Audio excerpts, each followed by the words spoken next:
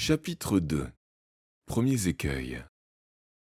David Elliott se tenait assis au pied des falaises, à l'extrémité d'une longue saillie rocheuse où les vagues venaient se briser. C'était l'un de ses coins favoris. Il aimait le bruit du ressac, la mer immense, et au-delà, la masse informe de la côte du Norfolk voilée de gris. Il venait s'asseoir là pour méditer, le visage fouetté par le vent, le goût des embruns sur les lèvres. Il se dégageait de cet endroit quelque chose de magique. David avait maintenant 14 ans, et il savait combien il avait changé depuis 12 mois qu'il vivait à Groucham-Grange. Il avait grandi, de 13 centimètres, gagné en carrure, et surtout, il avait perdu son air de gosse des rues. Désormais, il portait les cheveux longs et rejetés en arrière. Son visage ainsi dégagé était devenu plus pâle et grave, et ses yeux bleu-vert plus énigmatiques, presque impénétrables. Toutefois, le changement le plus important était intérieur. En un an, David avait appris à se connaître. Il avait découvert les pouvoirs dont le hasard l'avait doté, ce hasard qui avait fait de lui le 7e fils, comme son père avant lui. Ainsi, élève ordinaire à ses débuts, David était devenu un expert en magie noire, et il était en bonne voie de prendre la place de premier à l'école. Maître-élève, comme on disait à l'île du Crâne. Vincent King, murmura David. Pour une fois, David n'était pas seul dans sa retraite favorite. Ses deux meilleurs amis, Jill Green et Jeffrey Joseph, étaient assis à ses côtés. Tous les trois avaient débarqué à Groucham-Grange le même jour, et tous les trois avaient beaucoup changé depuis. Jill avait gagné en calme et en assurance. Jeffrey, assez curieusement, était mort. Il avait péri dans un accident quelques mois plus tôt, et on l'avait enterré dans le cimetière de l'école. Mais de temps à autre, lorsqu'il avait envie de bavarder, David appelait son fantôme, grâce à une formule magique assez simple. Vincent King, répéta David. Je n'ai que 30 points d'avance sur lui au CMM. Il peut encore me battre. Le classement des maîtres magiciens, CMM, était le principal système de notation de Groucham-Grange. Toutes les notes des examens de l'année étaient cumulées afin de désigner le premier. Ici, pas de punition. Les lignes à copier, retenues et autres réprimandes étaient jugées puériles. Toutefois, on sanctionnait certaines fautes par des retraits de points au classement général. Il n'y avait pas pire punition puisque les élèves se livraient à une compétition acharnée pour obtenir la distinction de maître-élève. 30 points, c'est beaucoup à rattraper, constata Jill, d'autant qu'il ne reste plus qu'un seul examen à passer.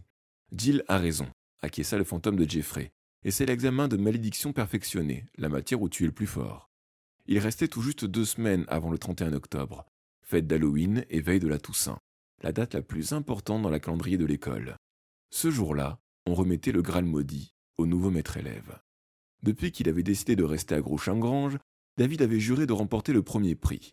Au début, il avait paru imbattable, puis Jeffrey avait péri au cours d'une leçon de chimie qui avait mal tourné, et un nouvel élève avait pris sa place à l'école, Vincent King.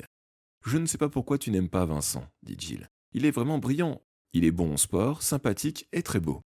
C'est justement pour ça que je ne l'aime pas, répondit David. Il est trop parfait. Si tu veux mon avis, il y a quelque chose qui cloche chez lui. Si tu veux mon avis, tu es jaloux. Jaloux? David ramassa un coquillage et le lança dans la mer. Il attendit qu'il eût sombré puis tendit la main. Le coquillage jaillit de l'eau et revint se nicher dans sa pomme. David l'offrit à Jill. Très impressionnant, murmura-t-elle d'un ton aigre.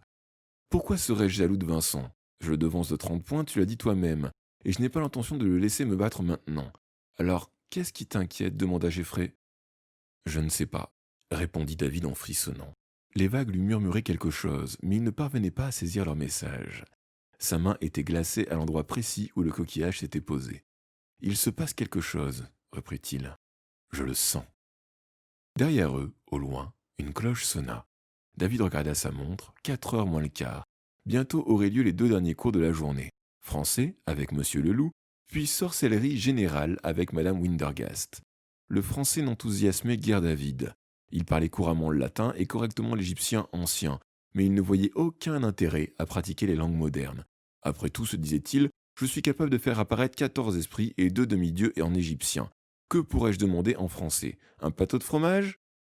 Mais Groucham-Grange tenait à enseigner à ses élèves toutes les matières des études secondaires, en plus de ses propres matières, et la sanction était sévère si l'on se projetait dans le futur pour sauter certains cours. On ferait mieux d'y aller, dit David. Tu as raison, acquiesça Jill en se levant. Il est temps que je disparaisse, dit Jeffrey, ce qu'il fit. Jill et David revinrent ensemble vers l'école. Tu es vraiment soucieux, n'est-ce pas? Remarqua Jill après un moment. Comment le sais-tu? Tu n'as pas dit un mot depuis 5 minutes, et tu as les idées aussi emmêlées que du linge qui sort de la machine à laver. J'aimerais avoir tes dons de télépathie, sourit David. Ce n'est pas très difficile. Moi, ça me donne la migraine.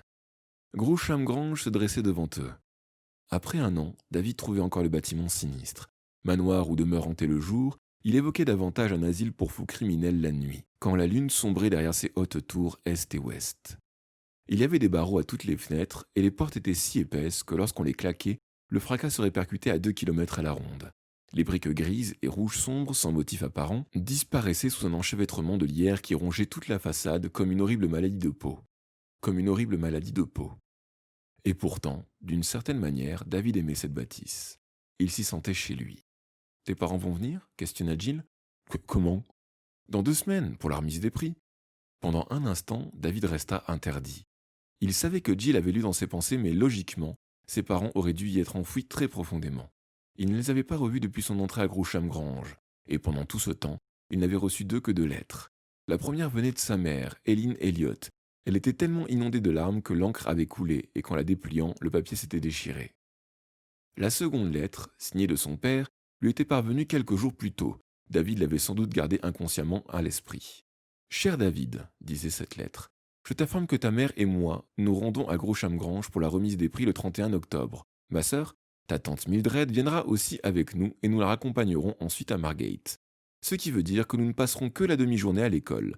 Pour gagner du temps, je ne t'écris aussi qu'une demi-lettre. » Ça s'arrêtait là. La page avait été nettement déchirée en deux. « Oui, mes parents seront là, dit David avec un soupir. Mon père m'a écrit la semaine dernière. Je ne comprends pas pourquoi on se croit obligé de les inviter sur l'île. Certains parents insistent pour venir, et puis ça n'arrive qu'une fois par an. Tes parents seront là aussi? Non. Le père de Jill était diplomate et sa mère actrice. Elle les voyait très rarement. Papa est en Argentine et maman joue dans La Cerisée. Un rôle important? Elle joue l'une des cerises. Ils étaient arrivés devant l'école. Jill jeta un coup d'œil à sa montre. 4h moins 2, annonça-t-elle. On va être en retard. Par devant, marmonna David. Allons, courage, David, dit Jill. Ça ne dure qu'une journée. Tu auras à peine le temps de les apercevoir qu'ils seront déjà partis. David regarda Jill disparaître par la porte principale et poursuivit son chemin. La classe de M. Leloup se trouvait de l'autre côté. Il était plus rapide de passer par derrière, devant la tour Est, et de traverser le cimetière de l'école. Mais au moment où il atteignit la première tombe, David s'immobilisa. Quelque chose avait attiré son attention. Sans réfléchir, il plongea derrière la pierre tombale et risqua un coup d'œil par-dessus. Une porte s'était ouverte sur le côté de l'école. Rien de plus normal, si cette porte n'avait pas été fermée en permanence. Elle donnait sur une petite antichambre au pied de la tour Est. De là, un escalier en pierre montait en colimaçon jusqu'à une pièce circulaire tout en haut de la tour à 90 mètres.